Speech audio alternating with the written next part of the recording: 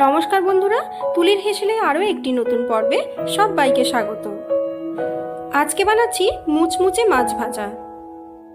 মুচমুচে মাছ ভাজার রেসিপি এর আগে নিশ্চয়ই অনেক রকমভাবেই ট্রাই করেছেন। আমি বলবো একবার এইভাবে ট্রাই করে দেখুন, দুর্দান্ত খেতে লাগে। আমি কিভাবে মুচমুচে মাছ ভাজাটা বানাই চলুন দেখে নেওয়া যাক আমার আজকের ভিডিওটিতে। এখানে আমি কয়েকটা কাতলা মাছের পেটি সরু লম্বা করে কাটা সহ কেটে নিয়েছি। এবার এর মধ্যে হাফ চামচ লবণ, হাফ চামচ গোলমরিচের গুঁড়ো আর অর্ধেকটা পাতিলেবুর রস দিয়ে খুব ভালো করে মাছটাকে ম্যারিনেট করে মিনিট 10 রেখে দেব। এবার এটার একটা মশলা তৈরি করে নেব। তার জন্য ব্লেন্ডিং জারের মধ্যে নিয়ে নিচ্ছি অল্প কিছুটা ফ্রেশ ধনেপাতা, স্বাদ বুঝে কাঁচা লঙ্কা, মাঝারি সাইজের একটা পেঁয়াজকে এরকম বড় টুকরো করে দিয়ে দিচ্ছি 1 ইঞ্চি আদার টুকরো এরকম টুকরো করে দিয়েছি, আর দিলাম 15 থেকে 20টা রসুনের কোয়া। এইভাবে একটা পেস্ট করে নিয়েছি। সমস্ত মশলা দিয়ে মাছটাকে খুব ভালো করে ম্যারিনেট করে নিয়ে মিনিট 10 নর্মাল ফ্রিজে রেখে একটু সেট হতে দেব।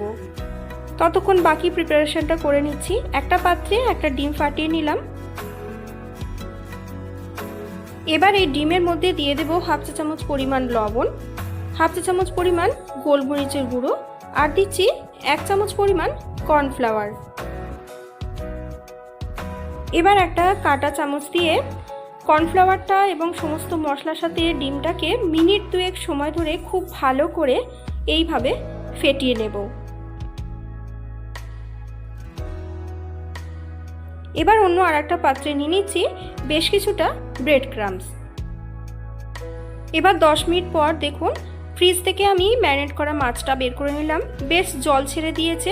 আমি এর মধ্যে দিয়ে দিচ্ছি 1 চামচ পরিমাণ ময়দা দিয়েও খুব ভালো করে একবার মাছটাকে মিশিয়ে নেব। এবার একটা করে মাছের টুকরো ডিম এবং কর্নফ্লাওয়ারের মধ্যে ডিপ করে ভালো করে ব্রেড ক্রাম্বসে কোট করে নেব। ভালো করে ব্রেড ক্রাম্বসটা এদিক ওদিক মাছের টুকরোর সঙ্গে লাগিয়ে নিয়ে হাতের মধ্যে একটু চেপে চেপে ফিঙ্গারের আকারে গড়ে নিলেই আমাদের একটা মাছ ভাজার জন্য মাছ কিন্তু রেডি হয়ে যাবে। প্রত্যেকটা মাছের টুকরো এইভাবে ডিম এবং কর্নফ্লাওয়ারে ডিপ করে ভালো করে ব্রেড ক্রাম্বসের সঙ্গে কোটিং করে নিলেই আমাদের প্রত্যেকটা মাছ ভাজার জন্য মাছ কিন্তু একেবারে রেডি হয়ে যাবে। তবে আমি মাছগুলোকে এখানে সিঙ্গেল কোটিংই করলাম, আপনারা চাইলে ডাবল কোটও অবশ্যই করতে পারেন। এইভাবে প্রত্যেকটা মাছের টুকরো কিন্তু আমি রেডি করে নিলাম। আপনারা চাইলে যে কোনো এয়ারটাইট কন্টেনারের মধ্যে 2 দিন পর্যন্ত নর্মাল ফ্রিজে এইভাবে স্টোর করে কিন্তু মাছগুলো রেখে দিতে পারেন। ফাইনালি এবার মাছগুলো আমি ভেজে নেব। তার জন্য একটা কড়াইতে নিয়ে নিলাম অল্প কিছুটা রিফাইন অয়েল। খুব বেশি তেল কিন্তু ব্যবহার করার প্রয়োজন নেই। তেলের টেম্পারেচারটা মিডিয়ামে রেখে একটা একটা করে মাছ আমি এর মধ্যে দিয়ে দিচ্ছি।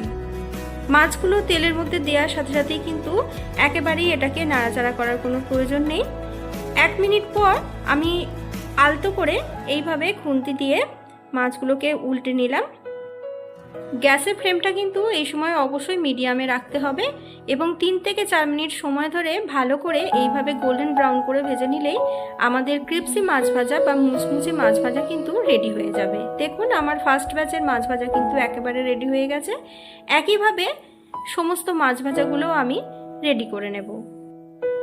যে কোনো বিশেষ দিনে কিন্তু এইভাবে একবার মাছ ভাজার রেসিপিটা ট্রাই করে দেখতে পারেন, অথবা যদি একই মাছের ঝাল বা ঝোল খেতে খেতে বোর হয়ে থাকেন এইভাবে একবার মাছের রেসিপিটা ট্রাই করে দেখতে পারেন, দুর্দান্ত খেতে লাগে। আমার আজকের ভিডিওটি যদি আপনাদের ভালো লেগে থাকে অবশ্যই ভিডিওটিতে একটি লাইক, কমেন্ট, শেয়ার করে পাশে থাকবেন। আমার চ্যানেলে নতুন বন্ধু হলে চ্যানেলটি সাবস্ক্রাইব করে নেওয়ার অনুরোধ রইল। পাশে থাকা বেল আইকনটি অবশ্যই প্রেস করে দেবেন যাতে আমার চ্যানেলে নতুন কোনো ভিডিও আপলোড করলে তার নোটিফিকেশন সরাসরি আপনার কাছে পৌঁছে যায়। আজ তাহলে আসি, আবার দেখা হবে নতুন কোনো রেসিপি ভিডিও নিয়ে খুব তাড়াতাড়ি। সকলে ভালো থাকবেন, সুস্থ থাকবেন। ধন্যবাদ।